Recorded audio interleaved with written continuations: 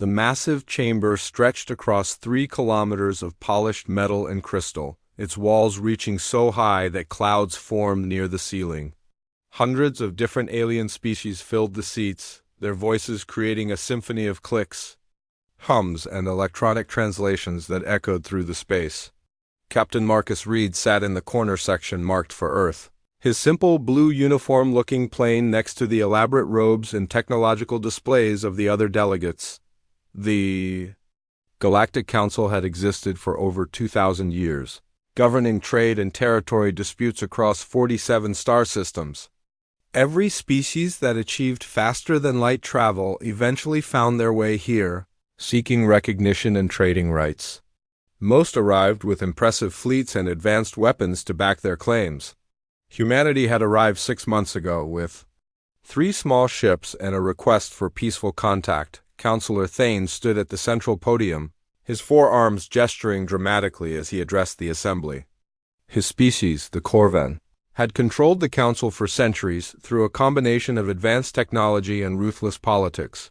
Behind him, holographic displays showed star charts and resource assessments that would determine the fate of entire worlds.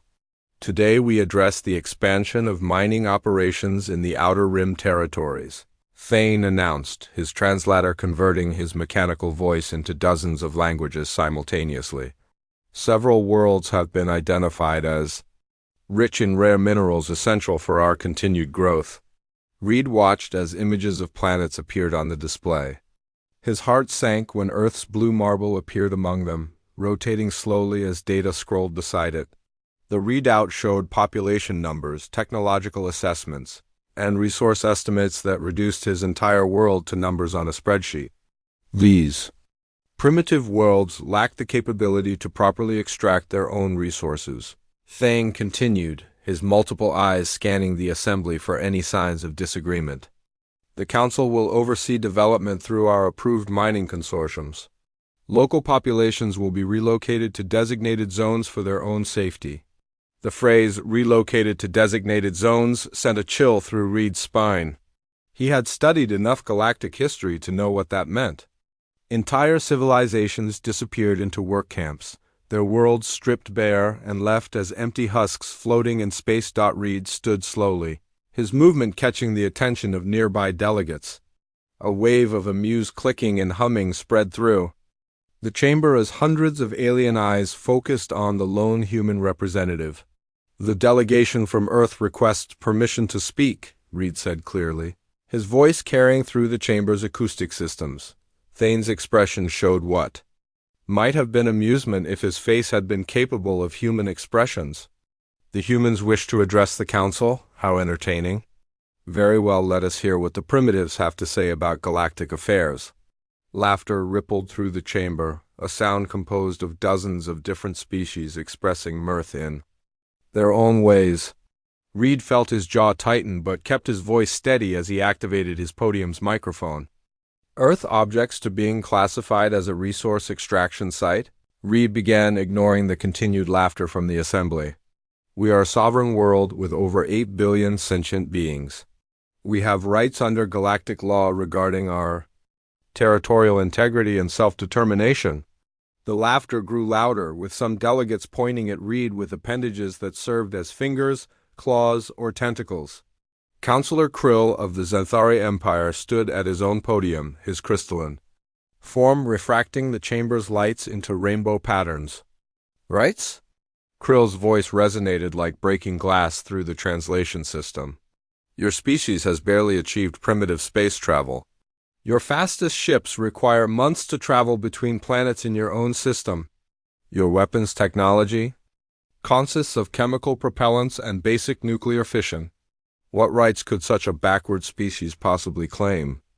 Reed's hands clenched into fists at his sides, but he maintained his diplomatic composure. We may be new to space travel, but we are not new to defending our home. Humanity has survived ice ages, asteroid impacts, and countless wars. We will not simply step aside while you strip our world bare. Thane gestured dismissively with one of his forearms. Your threats are meaningless. Our preliminary scans show your military consists of projectile weapons and primitive aircraft. A single mining ship carries more firepower than your entire planet. You will comply with council decisions or face the consequences. The voting began immediately, with each species representative casting their decision through electronic systems built into their seats. The holographic display showed the results in real time as red and green indicators appeared next to each delegation's name. Reed watched with growing anger as the votes accumulated against Earth. 46 votes in favor of mining operations. 1 vote against. The motion passes by overwhelming majority, Thane announced with satisfaction. Mining operations will commence in the Sol system within 6 standard months. Local authorities will coordinate with our advance teams to ensure smooth implementation of the relocation process. Reed stood again, his voice cutting through the celebrating aliens around him. This is a mistake, he said quietly, but his words carried clearly through the chamber's acoustics. Humanity does not forget those who threaten our home. We do not forgive those who harm our people. You have made an enemy today that you do not understand. The chamber erupted in fresh laughter, with delegates openly mocking the human's words. Councillor Thane raised one arm for silence, his mechanical voice filled with condescending amusement. An enemy we do not understand? Thane repeated Reed's words with exaggerated emphasis. We understand perfectly.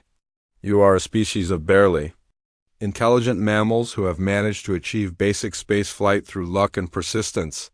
You pose no more threat to this council than insects pose to a starship. Reed gathered his papers and prepared to leave, but turned back to address the assembly one final time. You see us as insects because you judge strength by technology alone. You measure worth by the size of fleets and the power of weapons. But you have never faced a species that specializes in turning disadvantages into advantages. You have never fought an enemy that grows stronger when cornered. The human delegation filed out of the chamber as the laughter continued behind them. Councillor Thane watched them go with satisfaction, already planning the mining operations that would strip Earth's solar system of valuable resources. The primitive humans would learn their place in the galactic order, just as countless other species had learned before them. As the chamber doors sealed behind the departing humans, none of the celebrating aliens noticed the small recording devices Reed's team had placed throughout the building during their months of diplomatic meetings. None of them suspected that humanity's real representatives were not the obvious diplomats in blue uniforms, but the technicians and maintenance workers who had spent months studying alien technology and mapping Council facilities. The Galactic Council had just declared war on humanity without realizing it. They would soon learn the difference between primitive and unprepared. The attack began at exactly 0600 hours Earth Standard Time, launched from positions the aliens had deemed impossible for primitive humans to reach. Admiral Beth Collins stood on the bridge of the UES Retribution as her ship emerged from behind Jupiter's largest moon, accompanied by 12 other vessels that represented humanity's first true war fleet. All ships, this is Collins, she announced through the quantum communication network. Today we show the galaxy that Earth bows to no one.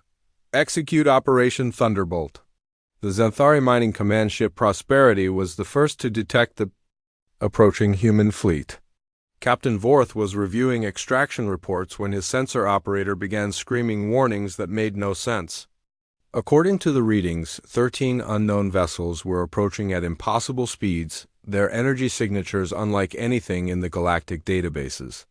Contact the primitives and demand an explanation, Vorth ordered, his confidence unshaken despite the alarming sensor data. They probably salvaged some old cargo ships and think they can intimidate us. The response came in the form of a railgun projectile traveling at 12% of light speed. The tungsten penetrator, accelerated by gravity manipulation technology, reverse-engineered from alien mining equipment, punched through Prosperity's shields as if they were made of paper. The impact vaporized the command ship's forward sections and sent the massive vessel tumbling end over end toward Jupiter's atmosphere. Impossible! Vorth screamed as his bridge filled with smoke and emergency alarms. Humans don't have this technology. Our intelligence report said they barely achieved spaceflight. His answer came as the Retribution's main weapon, a particle beam array powered by fusion reactors, carved through what remained of his ship like a blade through butter. The Prosperity, all 10 kilometers of Zenthari engineering pride, became an expanding cloud of superheated metal and gas across the solar system, the pattern repeated with brutal efficiency. Human ships, small and agile compared to the massive alien vessels, struck with surgical precision at targets they had studied for months. Every blind spot in alien sensor arrays, every weakness in shield generator placement, every critical system location had been mapped and cataloged during the mining operation. The Corvan escort flotilla attempted to respond to the attacks, but found themselves outmaneuvered by ships that moved like fighters despite carrying weapons that could crack planetoids. Human pilots, enhanced with neural interfaces that merged their consciousness with AI targeting systems, thought and reacted faster than any biological crew could match. Commander Dave Miller, captain of the UES Defiance, watched 6 Corvan cruisers converge on his position with cold satisfaction. His ship had been designed specifically to test alien capabilities under combat conditions, and the approaching vessels were about to provide valuable data. "This is Commander Miller to hostile vessels," he broadcast on all frequencies. "You have 30 seconds to abandon your ships before I destroy them. This is your only warning." The Corvan response was predictable, a concentrated barrage of particle beams and plasma torpedoes that lit up space around the Defiance like a miniature star. The human ship's experimental shields, based on alien technology but refined through human understanding of physics, absorbed energies that could have sterilized a continent. "Defiance to fleet," Miller reported calmly as his ship shuddered under the alien assault. "Taking fire from 6 hostiles. Shields holding at 87%. Beginning counterattack." The Defiance's response demonstrated why the aliens had fundamentally misunderstood human technological capabilities. While they possessed advanced individual technologies, they had never learned to integrate systems the way humans did. The ship's weapons array combined particle beams, kinetic projectiles, and plasma charges in coordinated volleys that overwhelmed alien point defense systems. The first Corvan cruiser disintegrated when a kinetic missile traveling at near light speed delivered a fusion warhead directly to its power core. The explosion created a brief second sun that blinded sensors throughout the local area. The second ship lost its forward sections to a particle beam that cut through its hull like a laser through tissue paper. Within minutes, all 6 Corvan vessels were either destroyed or drifting powerless in space, their crews broadcasting desperate surrender signals on emergency frequencies. The Hegemony mining supervisor, Captain Dex, watched the destruction of his escort fleet with growing panic. His species had ruled through technological superiority for over 1,000 years, but the primitives were using weapons and tactics that seemed impossible for their development level. "Send distress signals to all Council fleets," Dex ordered. His communications officer, "Tell them the humans have somehow acquired advanced military technology. We need immediate reinforcement." His ship, the massive mining vessel Abundance, began launching every fighter and drone in its bays while charging its industrial cutting lasers for combat use. The vessel had been designed to cut apart asteroids and small moons, but its weapons could be devastating against enemy ships if properly targeted. The UES Vengeance, commanded by Captain Sarah Lewis, approached the Abundance with methodical precision.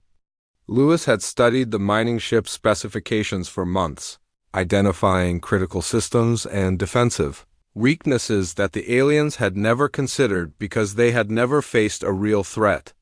"Abundance, this is Captain Lewis of the Earth Defense Fleet," she broadcast to the alien vessel. "You are trespassing in human space and engaged in the theft of sovereign resources. Surrender immediately or face destruction." The mining ship's response came in the form of massive cutting beams that could slice through solid rock. Lewis watched the weapons discharge with professional interest, then ordered her helmsman to execute a maneuver that took Vengeance through the beam array's blind spots faster than the alien gunners could track. "Target their power distribution nodes," Lewis ordered her weapons officer. Let's see how well their mining equipment works without electricity. The Vengeance's weapons systems had been designed specifically for this type of engagement.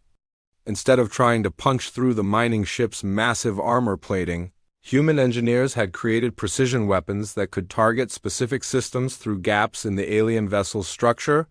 Particle beams, focused to needle-thin intensity, slipped through the Abundance's sensor arrays and communication relays. Kinetic projectiles, no larger than bullets but traveling at incredible speed, severed power cables and destroyed control systems throughout the ship's hull within minutes. The 10-kilometer mining vessel was drifting helplessly, its crew trapped. Inside a ship that no longer responded to their commands, Admiral Collins opened a general broadcast to all remaining alien vessels in the solar system. "This is Admiral Collins of the Earth Defense Fleet. You have invaded our space, stolen our resources, and threatened our people. Any ship remaining in this system after the next 10 minutes will be destroyed without further warning." The evacuation began immediately. Mining ships, escort vessels, and support craft fled toward the edge of the solar system, broadcasting panicked reports about impossible human capabilities. They left behind months of stolen resources and dozens of their comrades floating in disabled ships. "Collins to Earth Command," the Admiral reported as the last alien vessel disappeared beyond Pluto's orbit. "Solar system secured. All hostile forces destroyed or retreating. No human casualties reported." But the battle for Earth's solar system was only the beginning. Throughout the galaxy, human agents and allied resistance groups had used the attack as a signal to begin their own operations against Council targets. The aliens were about to discover that threatening humanity had consequences that extended far beyond a single star system. General Bradley's voice crackled through the quantum communication network from Earth. "Excellent work, Admiral. Phase 1 complete. Begin Phase 2. It's time to show the Council what total war looks like." The emergency session of the Galactic Council convened within hours of receiving the first panic-stricken reports from the Sol system. The Grand Chamber, usually filled with confident discussions about trade routes and territorial disputes, now buzzed with nervous energy as representatives tried to process information that challenged everything they believed about galactic power structures. Counselor Thane stood at the central podium, his forearms trembling slightly as he read from the preliminary battle reports.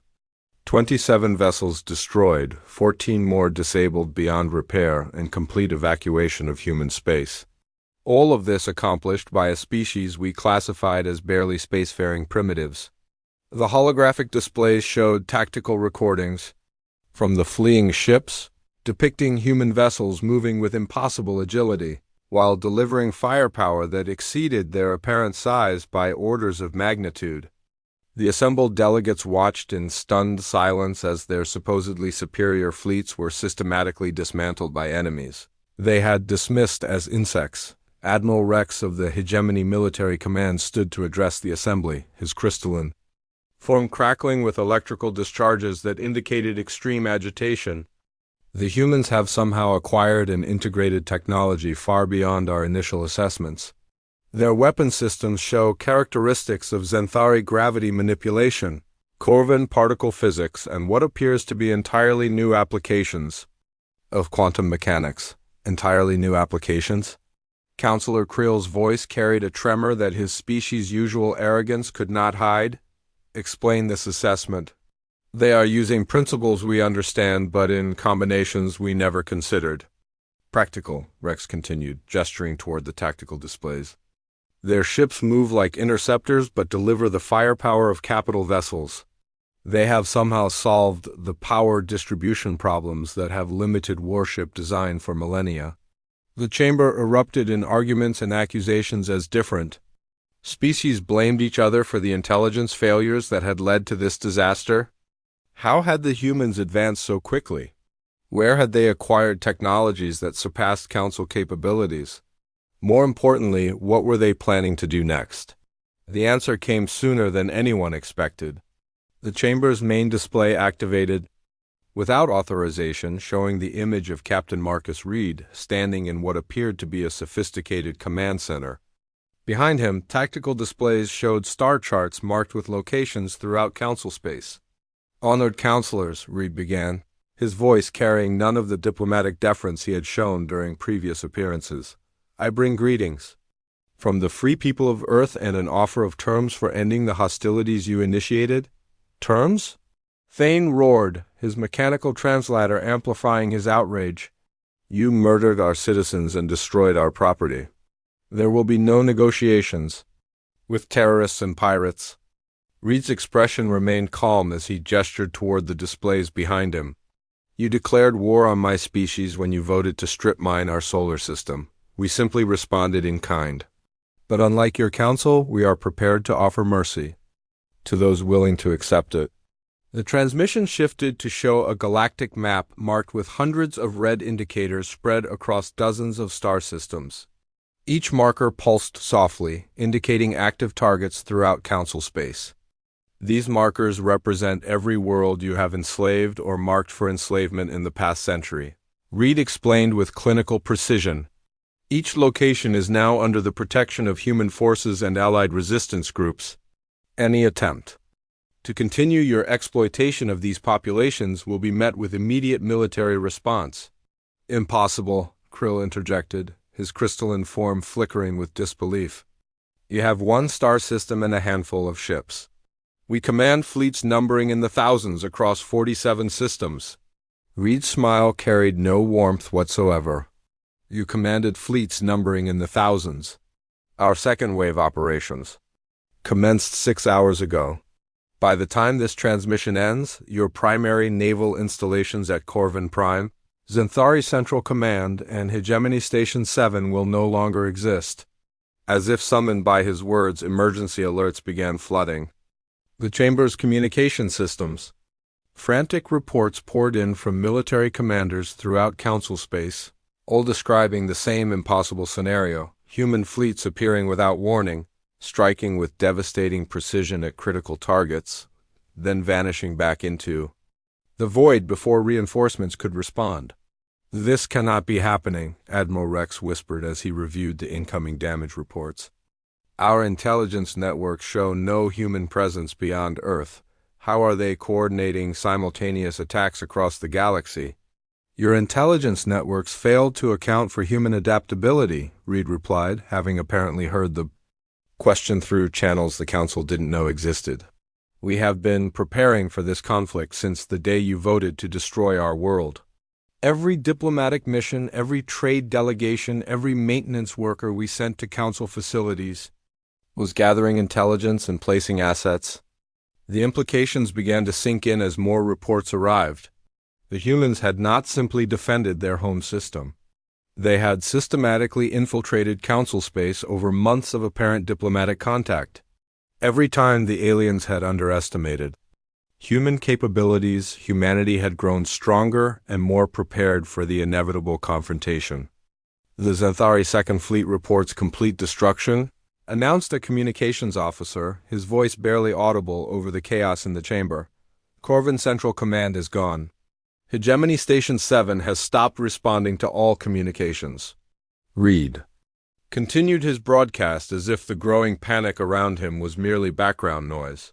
The old council ruled through fear and technological superiority. You enslaved worlds because you could, not because you had any right to do so. Today begins the end of your reign of terror. Councillor Thane struggled to maintain his composure as the foundation of galactic power crumbled around him. What do you want? He demanded. What are your terms for ending this madness? Our terms are simple, Reed replied. Complete withdrawal from all enslaved worlds, immediate cessation of all strip mining operations, and the dissolution of the current council structure. In return, we will allow your species to exist as free but equal members of a new galactic community. And if we refuse? Krill asked, though his voice suggested he already knew the answer. Then we will continue our campaign until every council fleet is destroyed and every enslaved world is free, Reed stated with absolute certainty.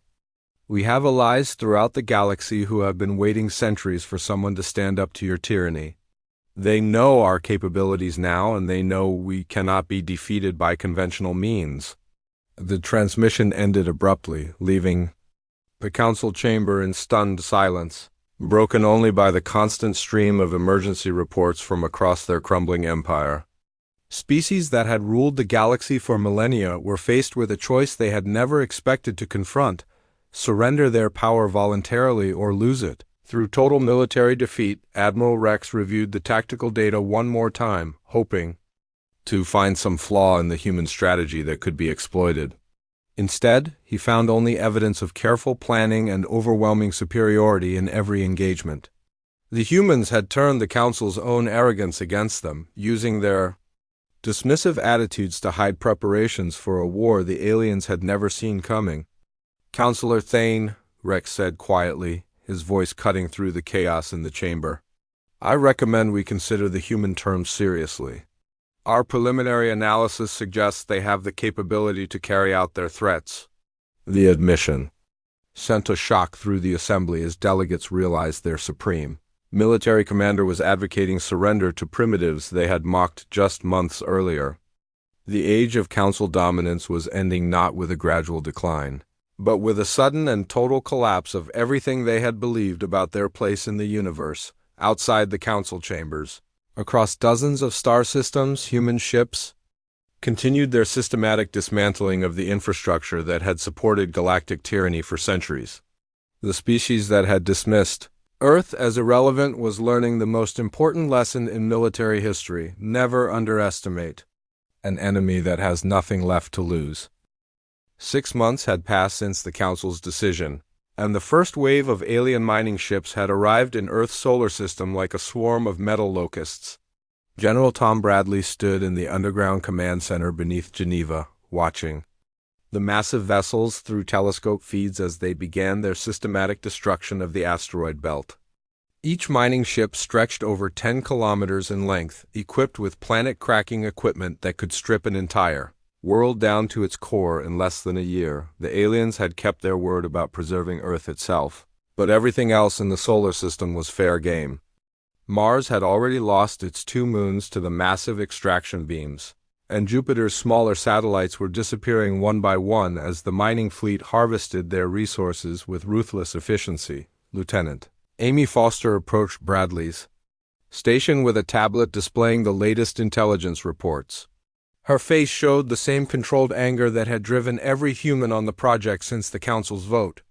"Sir, the engineering teams are reporting final system tests completed ahead of schedule. Project Lazarus is ready for activation." Bradley nodded grimly as he reviewed the numbers on Foster's tablet. While the galaxy saw humanity as primitive, they had fundamentally misunderstood what drove human innovation. For thousands of years, humans had faced extinction-level threats and survived through adaptation, cunning, and an absolute refusal to surrender. The aliens were about to learn that cornering a predator species was a fatal mistake. The project had begun within hours of Reed's return from the council chambers. While the aliens celebrated their easy victory, humanity's greatest scientific minds had gathered in secret facilities across the globe. The challenge seemed impossible at first. How could a species with chemical rockets and nuclear weapons hope to fight enemies who traveled between stars as easily as humans drove between cities? The answer came from an unexpected source: Dr. Lisa Park, a quantum physicist who had been studying the alien technology left behind by early diplomatic missions, made a breakthrough that changed everything. The aliens' greatest weakness was their arrogance. They assumed their technology was too advanced for humans to understand or replicate. They were wrong. The neural interface systems are showing perfect integration with human brain patterns, Park reported during the daily briefing. The aliens designed their technology for multiple species, which means it has to be adaptable. Our brains actually interface with their systems more efficiently than their own do. The discovery had opened doors that the aliens never intended. Human engineers, working with reverse-engineered alien components, had created hybrid systems that combined the best of both technologies. Where alien designs prioritize power and durability, human modifications added speed and unpredictability. In hidden shipyards scattered throughout the outer solar system, humanity's first true warships neared completion. The UES Retribution, flagship of the new Earth Defense Fleet, hung in space behind Saturn's rings where the mining ship's sensors couldn't detect it. At 800 meters long, it was tiny compared to the alien vessels, but every component had been designed with one purpose: to hit far above its weight class. The ship's hull incorporated alien armor plating salvaged from crashed mining drones, but its internal structure followed human naval architecture principles that emphasized damage control and redundancy. The weapon systems combined alien particle beam technology with human targeting computers that could track thousands of objects simultaneously. Captain Beth Collins walked through Retribution's bridge, inspecting systems that represented the culmination of humanity's desperate innovation. Her crew consisted of volunteers from Earth's various space programs, each one trained on alien technology that officially didn't exist. They understood their mission: prove to the galaxy that humanity was not prey.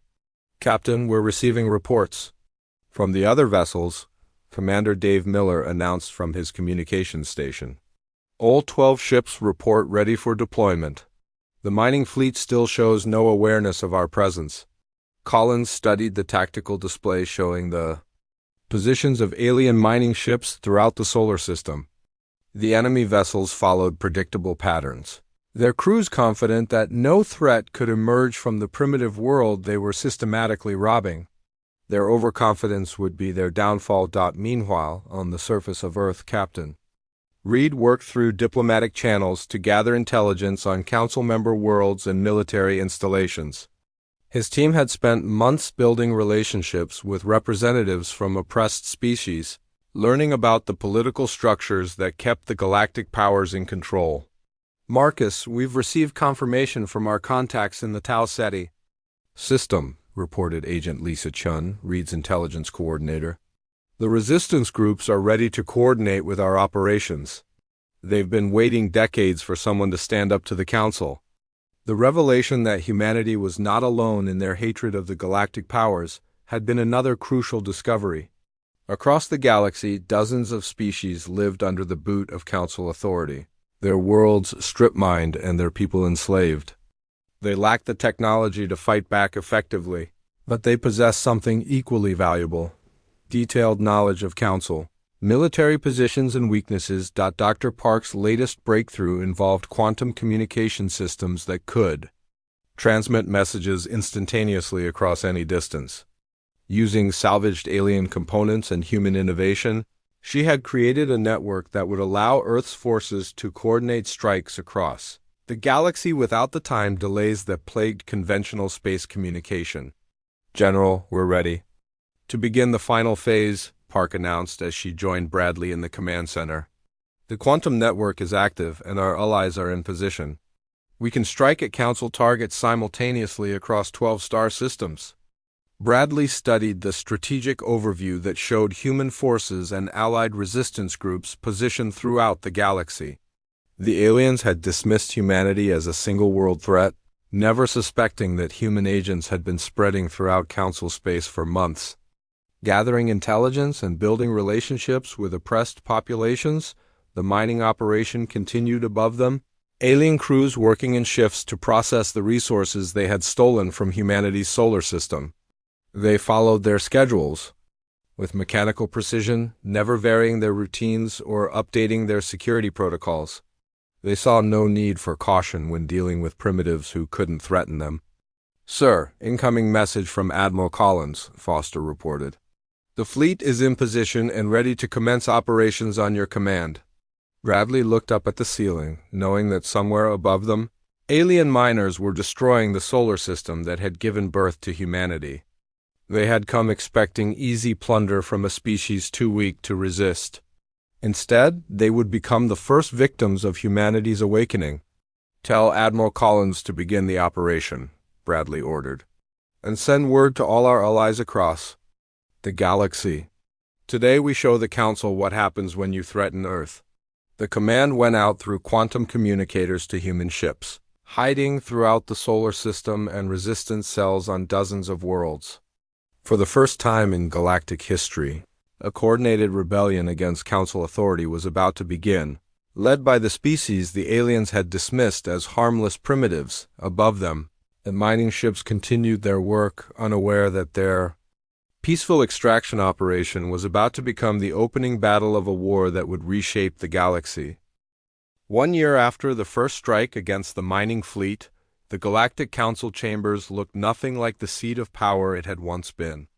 The ornate seats of the former major powers sat empty, their occupants either dead, in exile, or confined to detention facilities awaiting trial for crimes against sentient beings.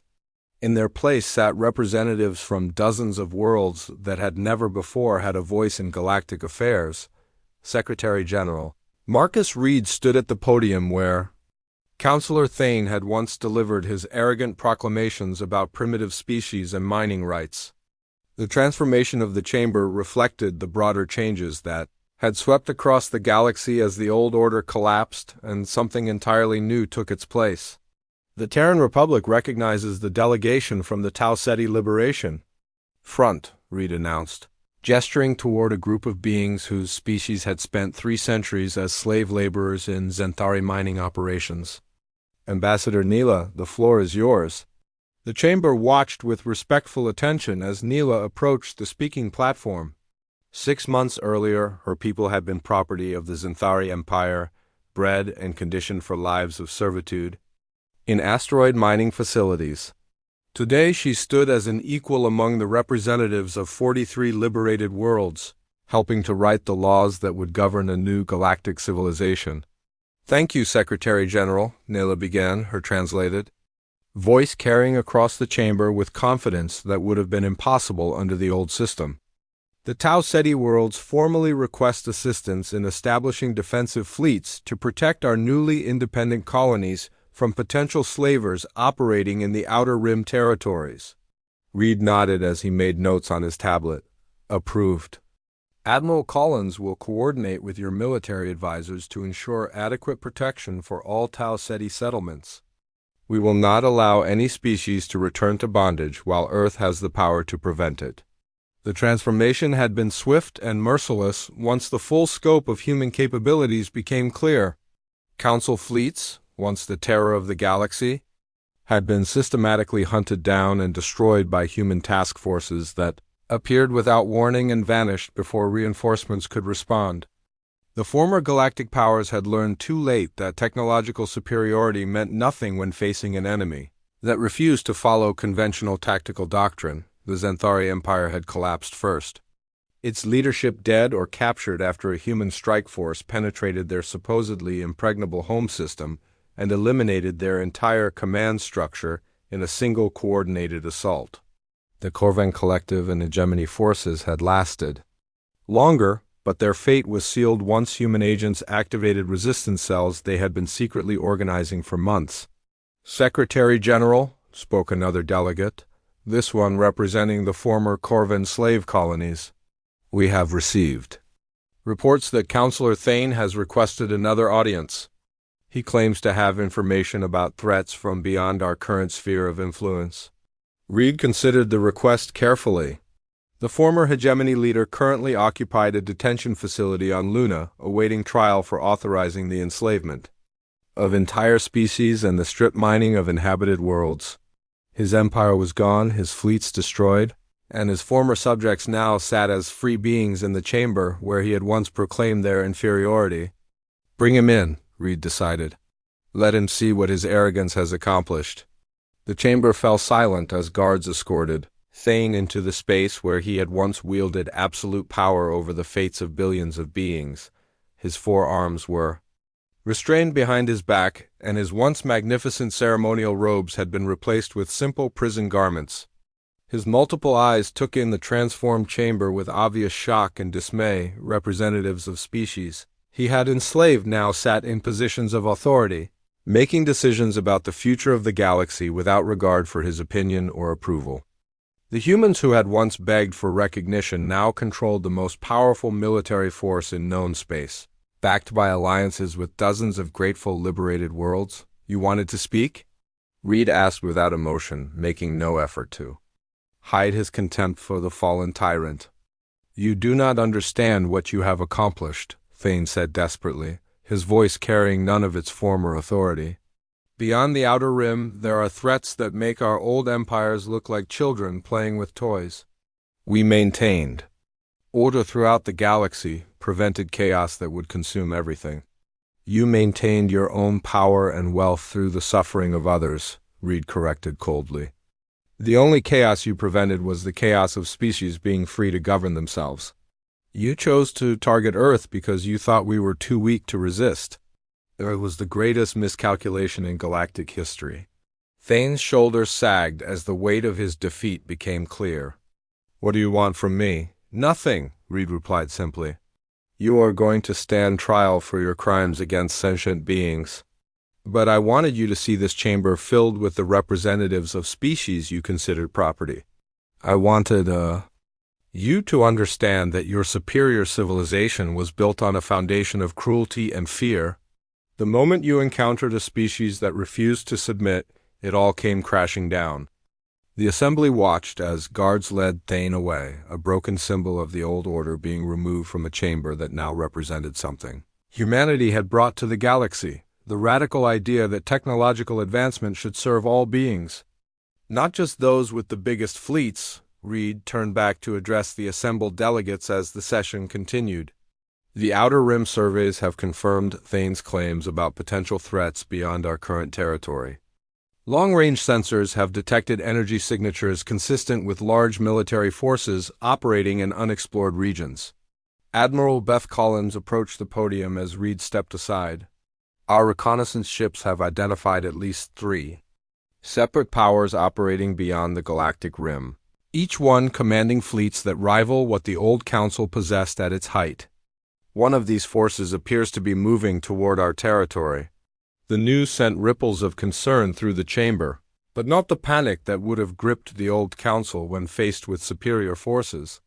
The representatives of liberated worlds had seen what human military doctrine could accomplish against supposedly superior enemies. Admiral, what is your assessment of our defensive capabilities? Asked Ambassador Neela. Any species that judges our strength by conventional measures will make the same mistake the council made, Collins replied with confidence. We have proven that advanced technology means nothing without the will to use it effectively. More importantly, we now have allies throughout the galaxy who understand that their freedom depends on our mutual defense. Reed resumed his position at the podium as the session drew toward its conclusion. The galaxy is vast, and there will always be new challenges waiting beyond the next star system. But we have established something that has never existed before. A galactic community based on cooperation rather than conquest. The delegates began filing out of the chamber, representatives of worlds that had tasted freedom for the first time in generations. They carried with them the knowledge that somewhere in the darkness between stars, new threats were gathering their forces for another attempt at galactic domination, but they also carried something else, the certainty that humanity had rewritten the rules of galactic warfare itself. Any species that sought to recreate the old system of slavery and exploitation would discover what the Council had learned too late. Earth's children had awakened, and they had made it clear that the age of galactic empires built on the suffering of others was over forever. In the end, humanity had accomplished something far greater than military victory. They had proven that true strength came not from advanced weapons or superior numbers, but from the absolute refusal to allow evil to triumph unchallenged. The galaxy would remember Earth's savage payback not as an act of revenge, but as the moment when tyranny learned to fear the consequences of its actions.